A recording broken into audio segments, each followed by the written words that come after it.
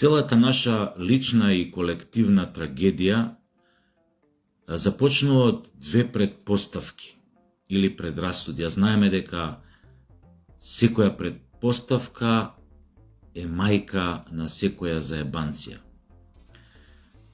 Едната од тие предрасуди, што не води до лична и колективна трагедија, е онаа познатата без секој се може. Таа придонесе многу квалитетен кадар, интелигентен, паметен од Македонија да замине многу одамна и заминуваат и денес, заминуваат секој ден.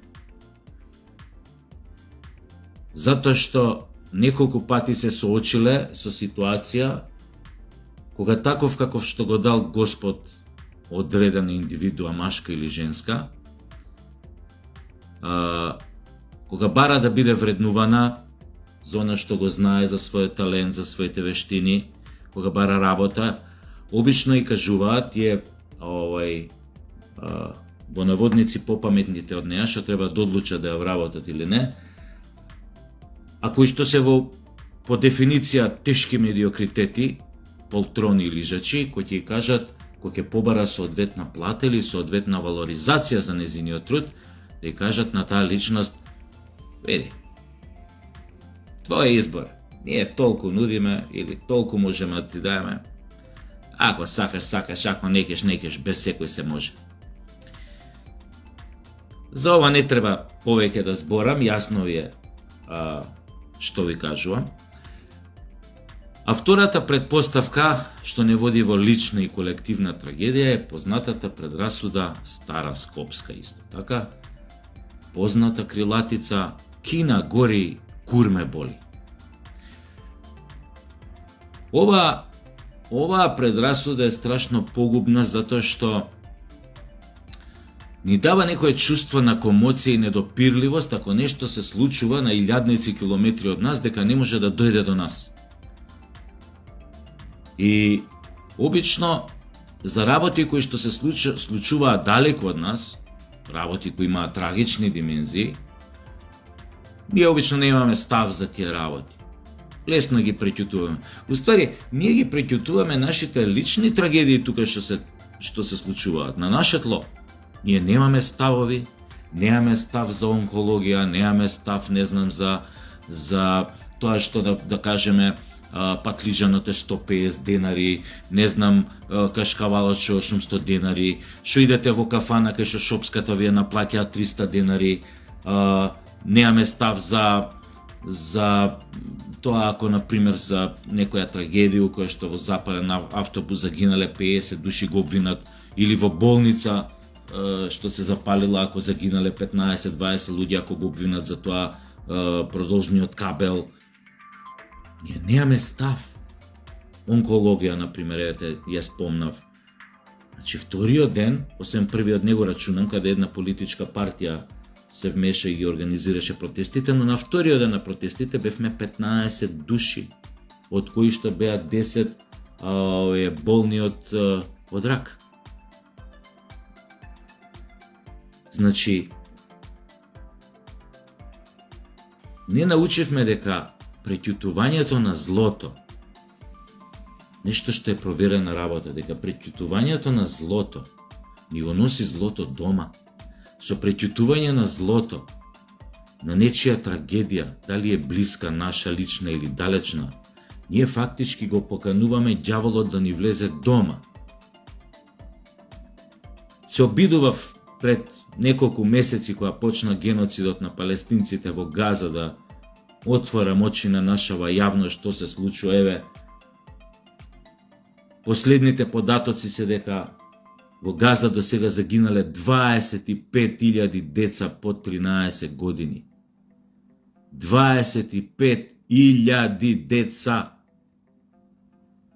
Македонија, нашата јавност, нашите медиуми немаат став за тоа никаков. Нема емисии, нема дебата.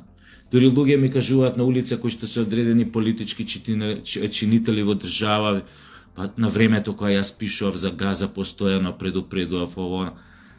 Никав, што па ти толку за Газа, ти е тамо што се колача со она. Океј? Така викавме на времето Ирак Иран која се колеа, која се тепа 80-ти години.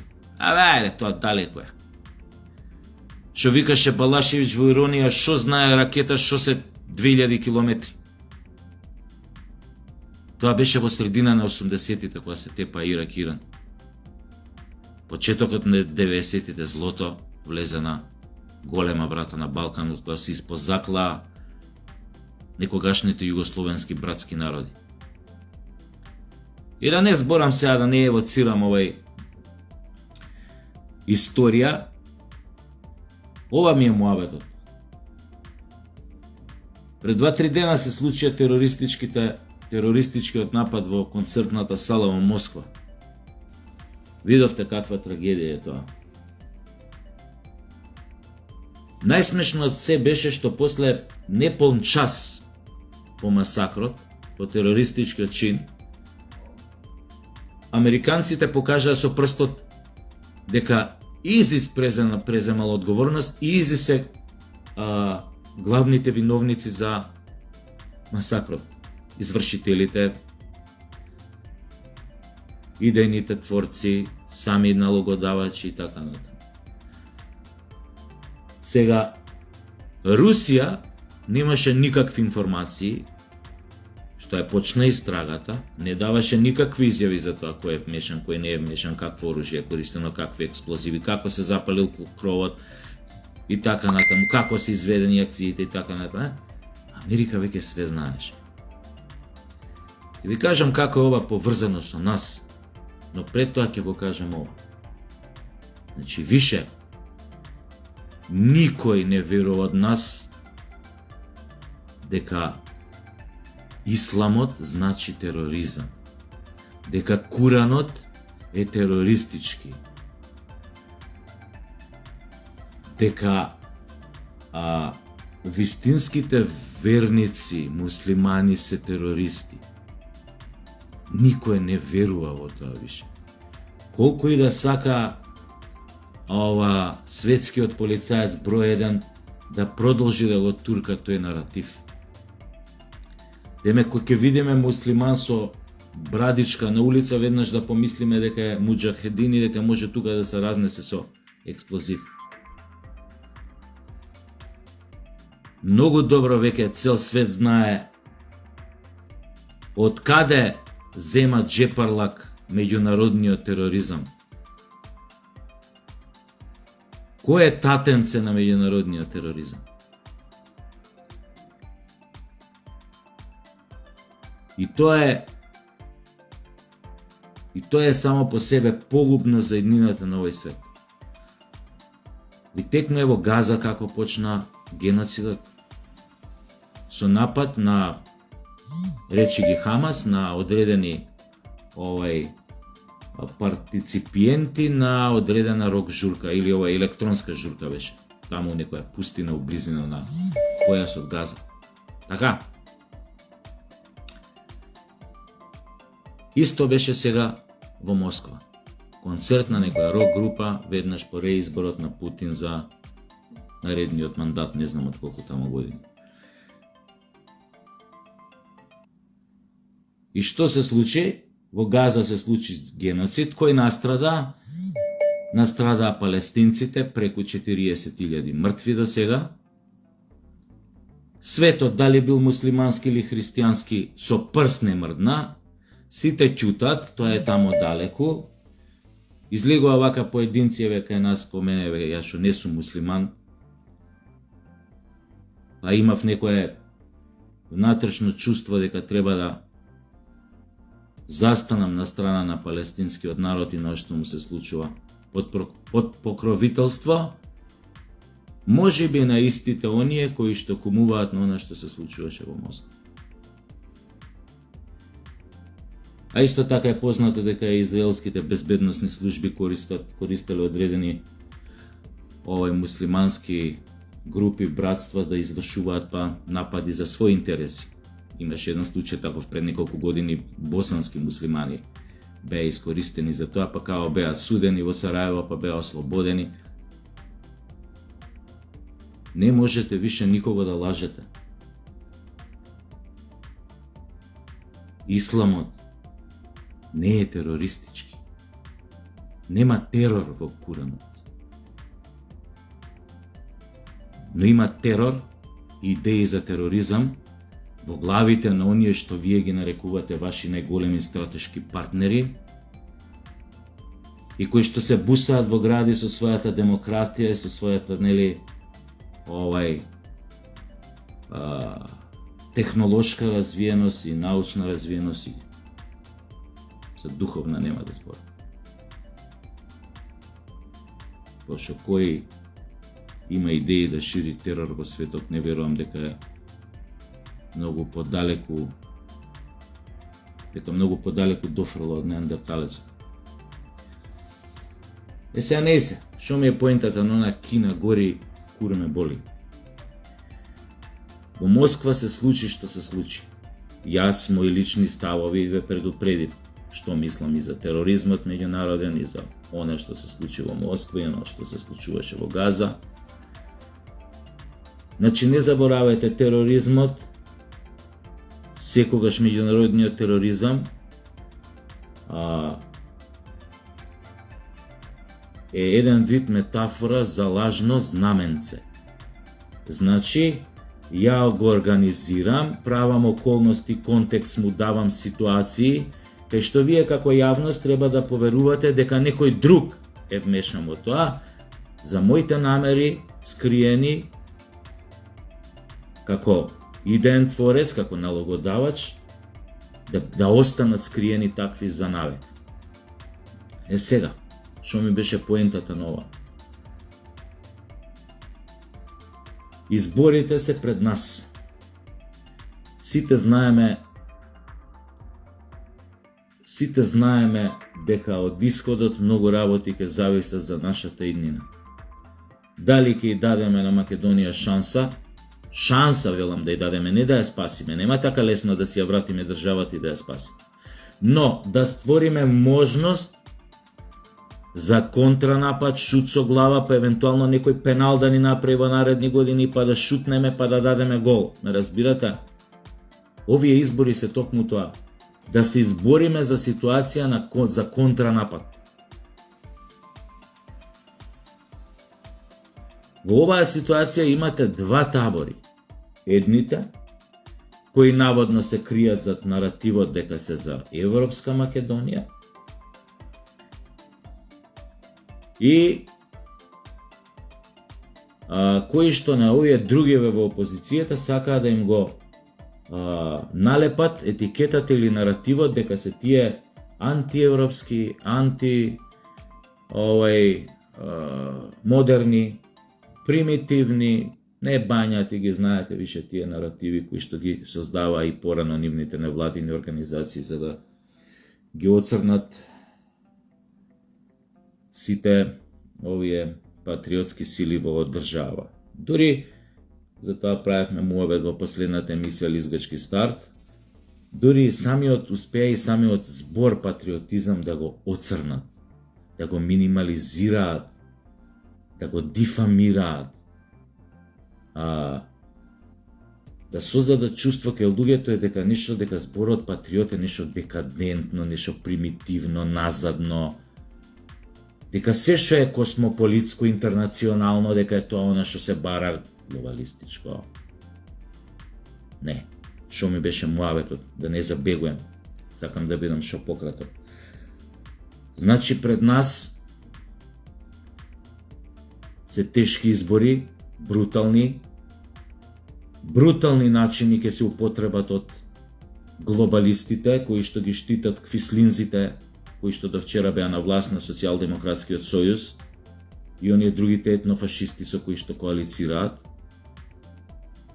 Нема да бираат средства како да ја спречат опозицијата со најголемата партија, нели, ВМРО ДПМН, да не извојува убедлива победа, затоа што мислам на сите ме јасно дека ќе извојуваат победа, тоа можете да го видите по два фактори, ромите ако ја менуваат страната, го менуваат дресот, или ако Павле Трајанов го менува дресот. Тоа е јасен индикатор дека веќе им е јасно на сите дека Социјалдемократскиот сојуз заминува на боништето на историјата. Со дуи ќе биде потешка работата, ќе видиме. Не сакам таа да коментирам.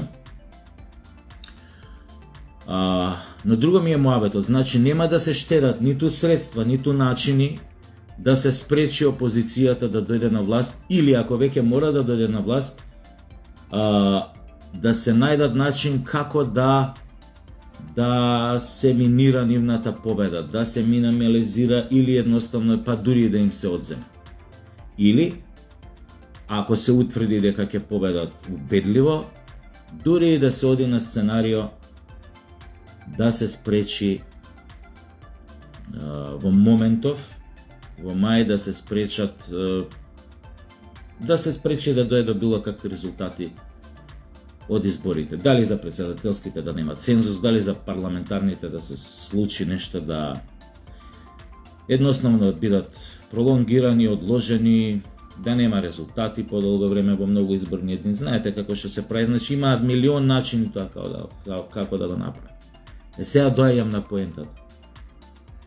Значи не дај Боже тоа да се случи, но гледајќи што се случува во светот и што се случува поточно на Балканот, например дека НАТО со своји специјални единици е зајак на границата меѓу Србија, Романија, Србија и Бугарија, отвара нови воени бази во Албанија, на сметка на тоа се поголеми изгледите се дека ќе празни Бонд стил. Тоа ќе ги смени сериозно геополитичките, геостратешките случувања на Балканот. Русија, доколку утврди истрагата дека можеби дека ИЗИС нема никаква врска со оној терористички напад, туку овие другиве глобалистиве, бидете сигурни дека истиот момент ќе објави војна на Украина. Не знам дали знаете, но досега Русија и нема објавено војна на Украина. Доколку ја објави војна, тоа ќе значи тотален напад. Тоа ќе значи дека веќе никој нема да може да претпостави во тој блицкриг или напад докаде ќе тргнат русите и докаде се спремни да одат. Може би затоа она што се случува на Балканот со НАТО, некои работи, може би тука има врска, но ајде да не се правам некој голем аналитичар, значи да отидам на главното што цело време го одложувам. Значи, возможно е сценарио да се искористат одредени терористички келии пред изборите, тоа е моје согледување, некои мои анализи, да се предизвика паника меѓу населението, меѓу граѓаните во Македонија. За да се одвратат од желбата, можноста да гласаат на изборите. Затоа што единственото што им одговара на предавничкиот социјалдемократски сојуз, што му одговара во моментов е да нема излезност на изборите. Колку ќе сакаат тука нивните стратешки партнери да им помогнат или не, ќе видиме, зависи од многу околности, но не е исклучена и ова можност и ова сценарио. Затоа што не заборавете, ние сме веќе, не сме неутрална земја со неутрална позиција, ние сме зазеле страна. Страната е таа што сме ја зазеле. Сега, сметајте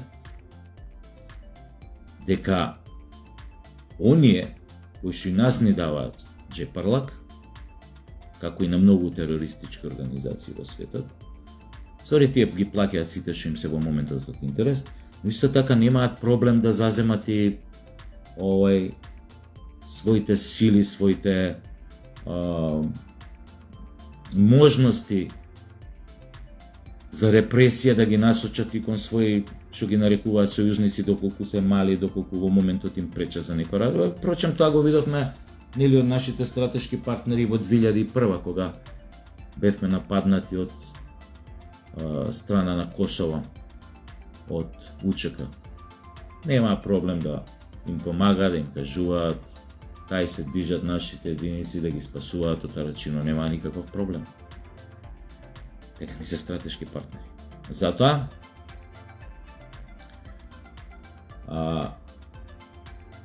јас не можам да им кажувам на уредниците на медиумите зошто на вакви теми не се зборува во Македонија, зошто се избегнуваат, зошто она што се случи сега во Москва во петокот, мислам дека беше, кај нас немаше никаква реакција ни од врвот. Додека некој држави веднаш ги викна своите совети за безбедност на итни состаноци, кај нас нема реакција. Абе нема тоа кај нас. Абе тоа Москва далеко е шо. Старата приказна. Старата приказна. Како што се понашавме во 90-ти кога почнаа војните, и тогаш така се понашавме, Кина гори, кур ме боли. Само тоаш беше Хрватска и Босна гори, а нас кур не боли. Пошто пак тоа ни беше далеко, ние додека бевме оазата на мирот, се сеќавате? Значи истите глупости. Не научивме да читаме, да учиме од историјата. Ни од наша трагична поблиска, ни од нечија туѓа подалечна. Затоа ни се случува што ни се случува. И ке ни се случува, и кој ќе ни се случи, нешто не дај Боже онакво како во Москва, или не дај Боже онакво што се случува во Газа, да знаете дека сме го заслужиле. Како сме го заслужиле? Со своето мижење, со своето ќутење, со своето одобрување. Ќутењето значи одобрување. Кога ќутиш пред некое зло, ти го одобруваш. Кога ќе ти тропне на врата, немој да кукаш. Јеби се.